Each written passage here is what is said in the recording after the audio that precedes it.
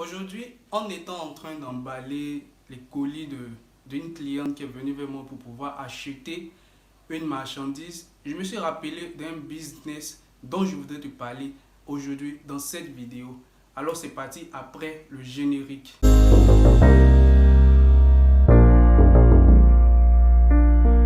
Si c'est ta première fois d'être sur cette chaîne, mon nom c'est Loïc Amel Nguessan. Je suis étudiant en Chine et à travers mes vidéos, je vais te parler de business que j'ai eu à faire lorsque je suis au pays et aussi de business que je fais étant ici.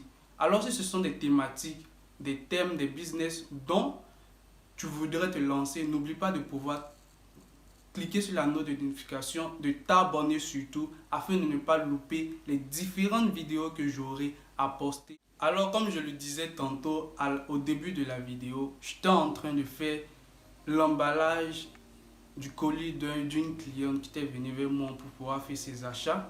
Et je me suis rendu compte, à partir des achats qu'elle a eu à faire, d'un business que toi, là où tu es actuellement, tu pourrais faire. Ou là où tu es actuellement, tu pourrais faire avec moi qui suis au niveau de la Chine ici. Alors c'est le business des friperies. C'est-à-dire, quand on dit friperie, ce sont les habits que certaines personnes, pour ne pas dire dans le monde, ont eu à porter quand on recycle, on utilise pour venir vous donner encore, surtout en Afrique, on a fini avec ça, pour pouvoir porter. Et on est content de pouvoir les porter. Pourtant, ce sont des trucs qui ont été déjà utilisés. Alors, j'ai vu en cela un business que je voudrais te parler de ça, afin que de là où tu es, tu puisses aussi te lancer dans ce business.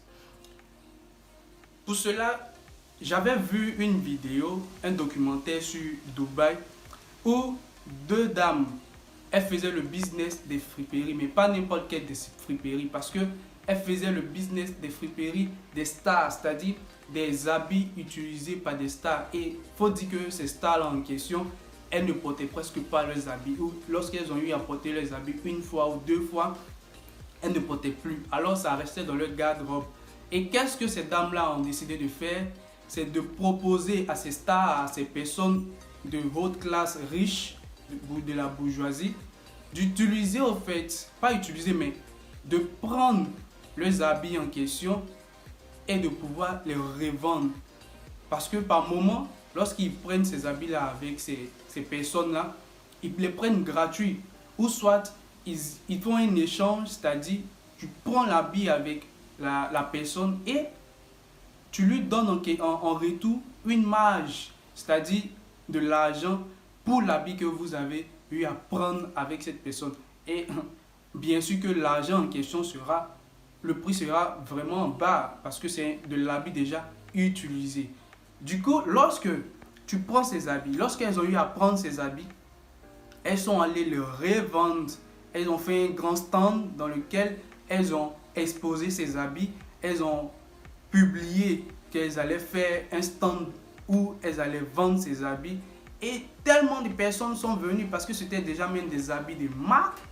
Lorsqu'elles ont eu à faire les photos et autres pour publier, elles ont eu à envoyer des influenceurs et influenceuses afin qu'ils puissent couvrir l'événement, afin qu'ils aient des clients.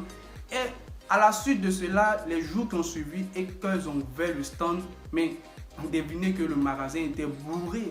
Et disons, elles avaient dit 70 à 80% de tout ce qu'elles ont eu à installer dans le magasin pour vendre avait été pris. Donc là, j'ai vu en ce business une opportunité pour vous de pouvoir vous lancer.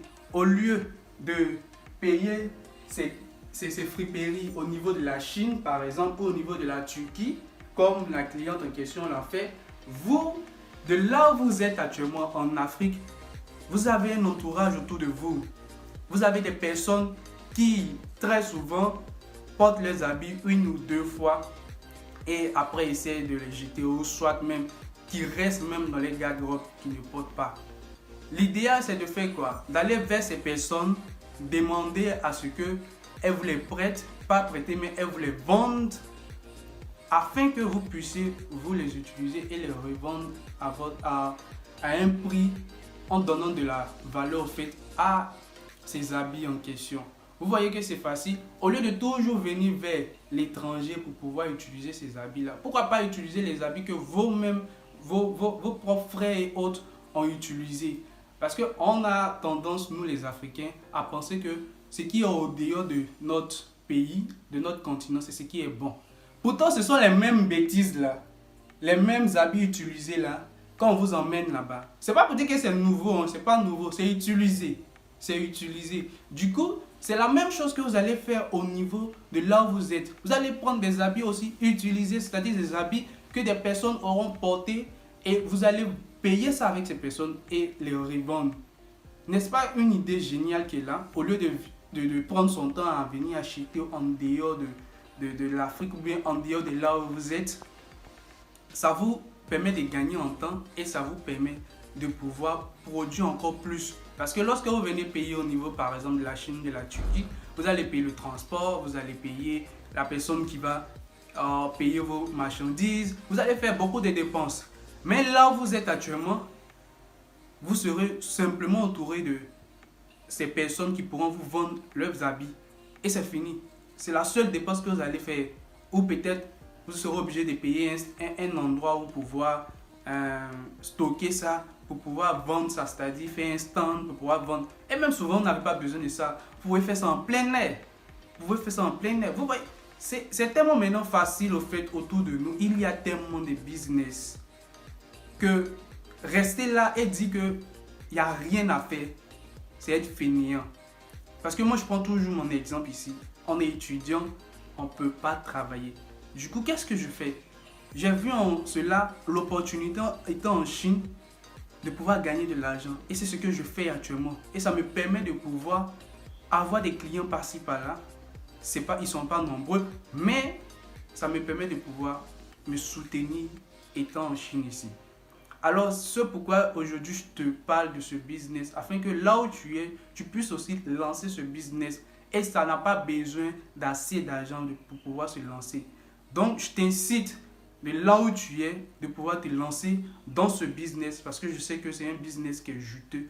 Et aussi, l'argent restera en Afrique. Parce qu'il y en a assez que tous les jours, on pense que au dehors, c'est-à-dire en Europe et autres, tout est bon que ce qui est chez nous. Parce que imaginez-vous, si on dit on ferme les frontières, vous n'allez plus vous habiller. Vous n'allez plus vous habiller. C'est un peu de cette sorte-là que nous allons pouvoir changer nos mentalités et pouvoir aussi se développer en produisant localement, en payant localement et en faisant tout localement. C'est à travers cela que l'Afrique pourra retrouver au fait son niveau qu'elle devrait avoir.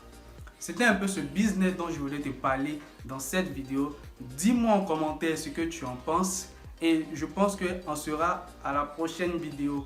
Bye.